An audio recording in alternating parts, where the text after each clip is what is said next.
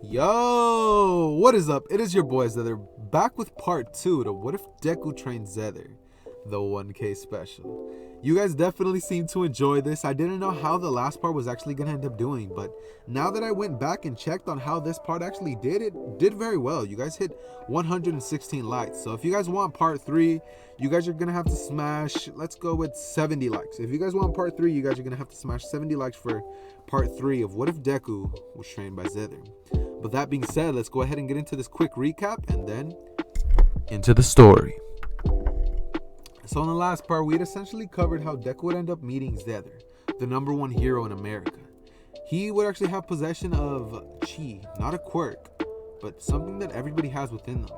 So this means that Deku was trained in chi manipulation, and during the years following from when he's 5 to 15, he would actually learn chi control. And up to now, he actually has a plethora of abilities, including his aura, will, chi blast, elemental manipulation, invisibility, and flight. Things such as that. I mean, he would have actually ended up learning those things a little while ago. He has his, in terms of his little other things, he definitely is going to get everything that Xehther has by the end, but up till now, I'm trying to keep him as, not broken as possible, if that's even a thing, because up to now, I'm just going to say it now, he's stronger than All Might. There's just no holding back from that. So, Deku would have actually gotten accepted into UA, like I said, and this is when Deku would show up the very next week for his little, first day in UA. When he's about to leave, his mom would actually congratulate him for all the hard work that he's put in. And she would tell him that, she actually bought him these shoes. As Deku would open a box, and she would have actually ended up buying him some, some drippy forces, some white forces. And Deku would open the box and he'd be like, wow, mom, like, thank you. As his hero costume is gonna be very, very, very simple. It's gonna be nothing but the jacket that you guys can see in the thumbnail, some light denim jeans, so not like dark ones, they're gonna be light color, and he's also gonna be wearing white Air Forces, as well as having black hair, since he ends up cutting his green tips. So that being said, let's go ahead and get started. So Deku would proceed to walk into the door of UA as he thinks, damn, is there giants in here? Thinking, no problem, I mean, I could probably befriend them either way. As he walks in and sees Bakugo and Ida arguing. This is when he just kind of like forehead slaps as he says, same old. As he then proceeds to walk in with Uraraka actually walking behind him and saying, hey, you're that kid who destroyed all of the robots. As Deku says, oh yeah, sorry about that. I know I probably caused a little bit of trouble for you guys. As everybody in the class would actually look at Deku's direction thinking, that's the kid who destroyed 1,000 robots in under a minute. As they would all just start murmuring about him, and then out of nowhere the class would go silent and Deku would be like, as they would all be like, yo dude, what's your name? Like, what's your quirk? Like, can we be friends? Just all of them begin to be nice to him as Bakugo was just sitting in the background thinking, damn nerd. You guys know what I mean. Come on now, that classic Bakugo shtick. Now, this is when Deku would proceed to smile as he then sees a cute girl in the back of the class. This girl being Momo. You already know I'm finna ship him with Momo. Come on now. So this is when Deku would actually go up to actually sit right next to her. And she would actually like look towards him as she thinks that he's actually very, very cute. Now, this is when Momo, actually, I forgot to mention, Deku's actually going to be 5'11 in this version. 5'11, yeah, it's a decent height. He's going to be 5'11 in this version. And look almost like the Xehther image in the thumbnail. The actual Xehther, like the grown-up 22-year-old, looks more like a mature, grown version, a shorter hair version of that, with just basically that being the hero costume, exactly what you guys see. And Deku would proceed to walk up to Momo, and right as he's about to say something, Aizawa would stand up saying, if you guys are here to make friends, I suggest you leave now. We only have 20 years. Hold on now. We only have 3 years to mold you guys into heroes, and I'm not about to waste any time. As Deku just sits down and he then says, okay, teach, I got it. As Aizawa would look towards Deku's direction and be like, huh, so you're the kid that Xehther trained. As he just looks towards Deku's direction, and Deku's just kind of sitting there smiling. As he would proceed to say, go put these uniforms on and meet me outside. As Uraraka says, but what about the orientation? As Owa says, we don't have time for such things like that. We're heroes. We're always fighting against time. As Deku would agree with this, and he would rush out, putting his uniform on as fast as possible. And this is when everybody would meet him outside. Now, this is when Aizawa would hold the ball up and tell Deku to throw it as far as he can. As Deku gets the ball and he begins to yeet that shit, and it ends up getting 10,000 meters. As the class would be in extreme shock, as Deku would have actually poured a lot of chi into his arm before he threw the ball, getting 10,000 meters. Of course, your boy didn't even go all out. He could have gotten infinity if he wanted to, but you know, he didn't want to show off too much. Just enough. And in terms of the rest of the tests, everything else would proceed to basically go as to canon, with Deku completely monstrously acing everything. With the race, Deku just he did it in 0.1 second, and in terms of the grip strength, he would have destroyed that, ripped it to shreds. As Momo would have actually ended up getting first place again. And yeah, that's what basically ends up happening in terms of that whole exam. Now, Deku, after the exam, would actually walk up to Momo as she's basically getting ready to leave in one of her cars.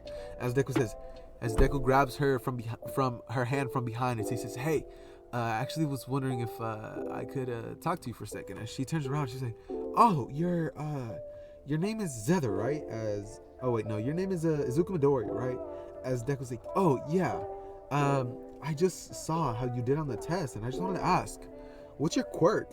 As she would proceed to get a little red and say, "Oh, my quirk is called creation. I can create anything with the lipids in my body." And Deku's like, "What? Anything?" As she says, "Yeah, pretty much." As Deku would say, "Okay, so does this mean that you could create like guns and stuff like that essentially?" And she's like, "Yeah, pretty much." As he looks at her and says, "That's an amazing quirk."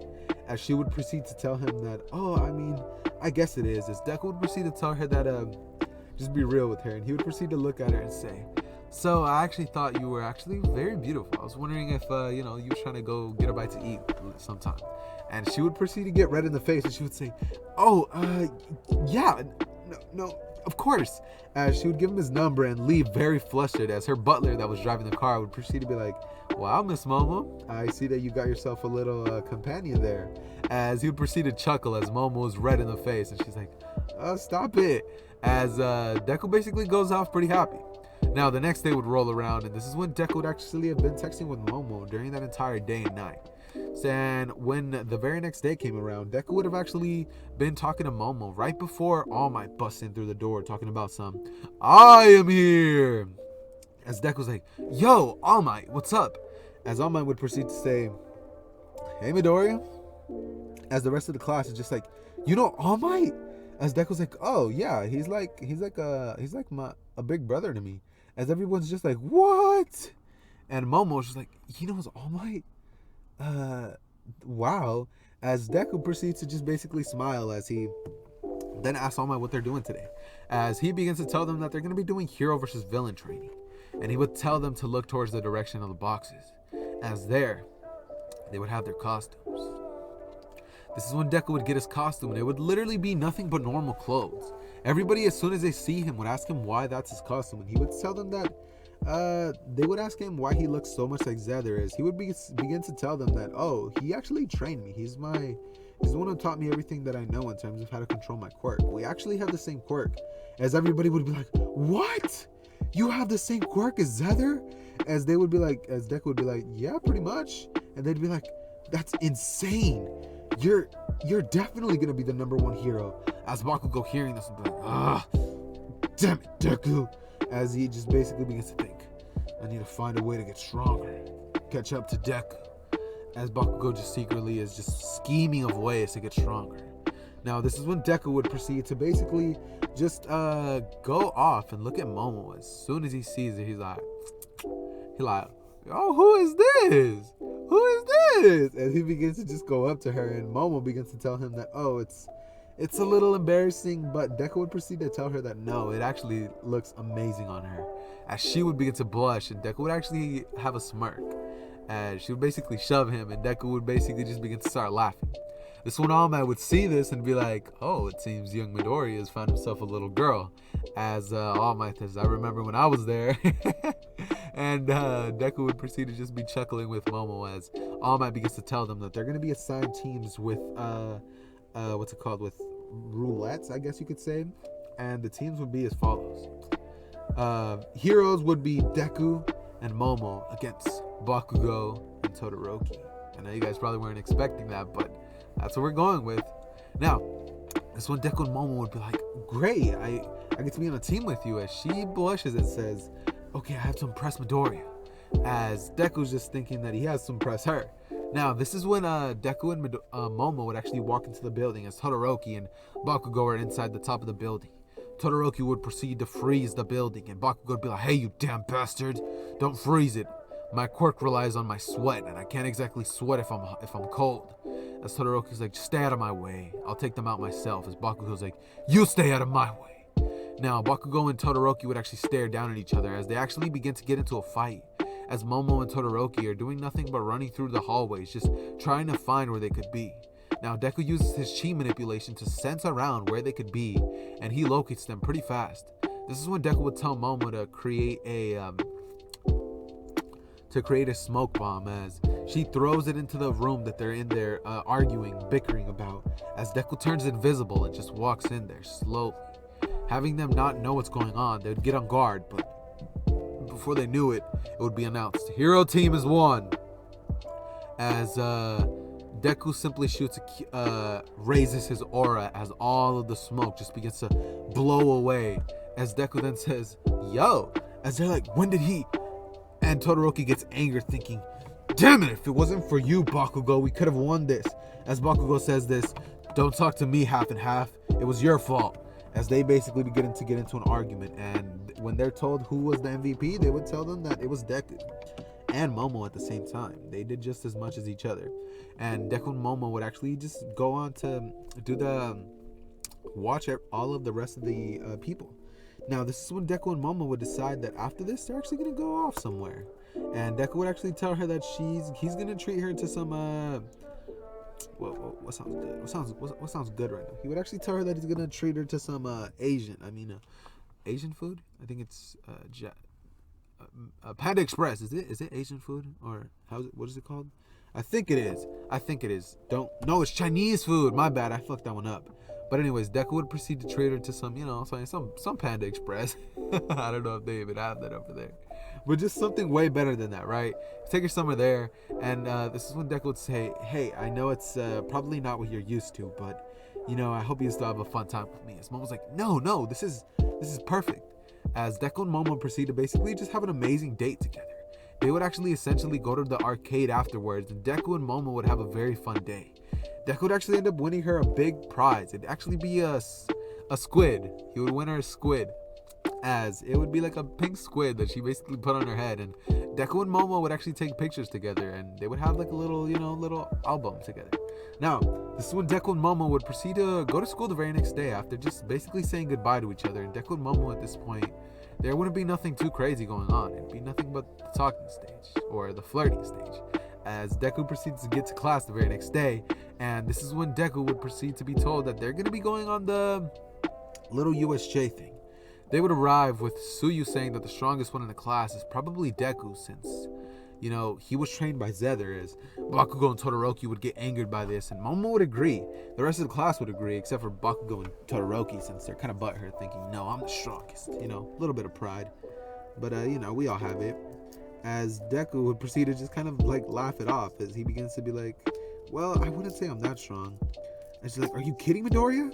You're incredibly strong. Don't downplay yourself. As Deku just kind of pats the back of his head, and he's like, yeah, I guess. Now, this is when they would arrive, and 13 would give her boring speech, with Aizawa just basically taking the kids inside. Now, as soon as they walk in, Deku would send evil chi, as he would say, Aizawa, take everybody outside now. As Aizawa looks at Deku, and he's like, what do you mean, Deku, as he says, I can sense that there's villains in here. Not real, not fake ones. There's real villains in here. As Aizawa raises an eyebrow to this. It basically takes all the kids outside, but makes it look as natural as possible. Now, this is when Kurogiri would appear out of nowhere. And right before he's about to teleport everybody away, Deku would shoot a chi blast at him, blasting him away at far away as possible. And Deku would proceed to jump into action as quickly as possible as Kurogiri lets out all of the villains, and Aizawa tells 13 to rush all the kids out. He would rush everybody outside, and this is when Kurogiri and Shigaraki would be like, damn it, it's whatever. I guess I'll just have to take this damn brat and Aizawa out for now. As he then looks around for All Might and says, All Might's not here. As Deku's like, but I am. As he punches Shigaraki into a wall, creating a giant crater, and begins to walk up to him, as Shigaraki's like, I couldn't even see him move. As Shigaraki's like, Nomu, kill him. This is when the Nomu would appear to try to go after Deku, but Deku would do nothing but use his chi manipulation to have this huge aura surround him, paralyzing the Nomu. As he sees that Aizawa by himself is getting overwhelmed by all of the villains that are there. This is when Deku decides that he's not going to play any games. Deku would go all out and use his will. It can only last for about 10 minutes at this current point, and it leaves a huge strain on him. As Deku uses his strongest mode, and he uses his will chi manipulation. It's basically a form where the stronger his will is, the stronger all of his things become. So Deku would run around blitzing everything, taking everybody out, taking about 500 villains out in a matter of seconds. In about 30 seconds, Deku would have wiped everybody out, looking as if he had just teleported in the blink of an eye. As Aizawa would be like, what? As Deku would proceed to tell Aizawa that he needs help around here.